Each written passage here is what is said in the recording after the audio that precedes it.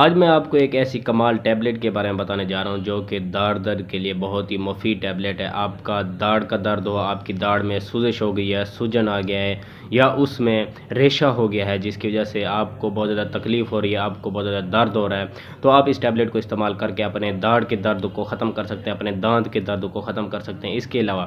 آپ کے ہاتھ میں موچ آ گئی ہے، آپ کے پاؤں میں موچ آ گئی ہے یا کسی بھی وجہ سے آپ کے پاؤں میں موچ آنے کی وجہ سے آپ کو بہت زیادہ تکلیف ہو رہی ہے، آپ کو شدید درد ہو رہا ہے، آپ کے کمر کا درد ہے، آپ کے جوڑوں کا درد ہے، آپ کے پٹھوں کا درد ہے، پٹھوں کا کھچاؤ ہے، آپ اس ٹیبلٹ کو استعمال کر کے اپنے درد کو ختم کر سکتے ہیں۔